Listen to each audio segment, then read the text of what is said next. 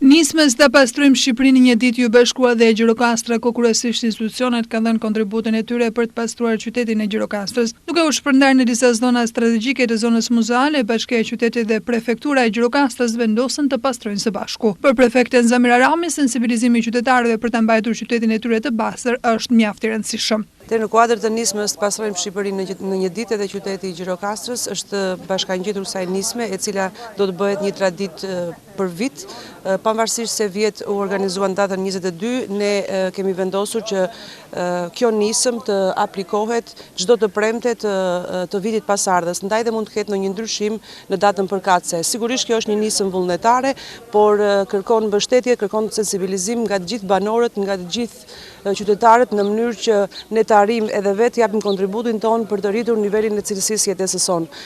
Sa më mirë të jetojmë në një ambient të pastër, aq më mirë do të ishim të kënaqur si ne, si fëmijët tanë, do të ishim krenar për Shqipërinë tonë. Sigurisht, ky aksion që zhvillohet sot është edhe si një mesazh për të gjithë ata që abuzojnë me mjedisin, për të gjithë ata që nuk i zbatojnë rregullat për akumulimin e mbeturinave.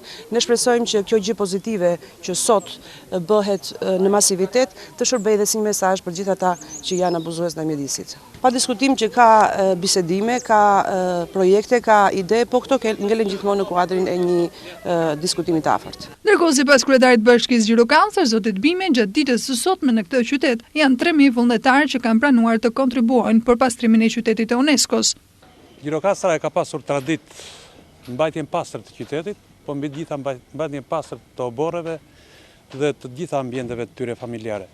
Dhe natyrisht nga të gjitha organizmat ndërkombëtare, qyteti i Gjirokastrës ka qenë i vlerësuar për sa i përket çështjes pastërtisë dhe të mirëmbajtjes së qytetit. Por sot është një ditë e veçantë sepse ne krahas punëve të mira, krahas këtij shërbimi me cilësi dhe shtrirë në përmas të plot në qytetin, ka edhe dobësie të mëdha dhe natyrisht disa tradita të kaluara që kanë qenë në përlagje nga anvisat, nga nënat, nga anet në qytetin e Gjirokastrës janë edhe venitur.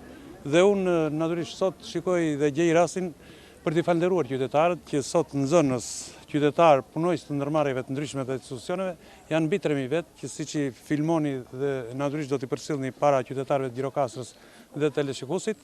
Ky numër është në një rritje të cilësisë, por mbi të gjitha është në kthimin e një tradite, është në sensibilizimin e gjithë opinionit qytetar gjirokastrit, që natyrisht këtë shërbim dhe qytetari të domosdoshme, sidomos tash që qyteti i Gjirokastrës është i shumë vizituar nga turistë të huaj, të jetë në përmasën dhe cilësinë e duhur. Lëvizja Ta pastrojmë Shqipërinë në një ditë lindi një vit më parë në 22 nëntor si pjesë e Let's Do It Award, e cila kandidon për çmimin On Prize në fushën e të drejtave të njerëzit për të promovuar një mjedis të pastër në të gjithë globin. Ajo mbështetet nga 107 shtete dhe deri tani ka pasur 8 milion vullnetarë të aktivizuar.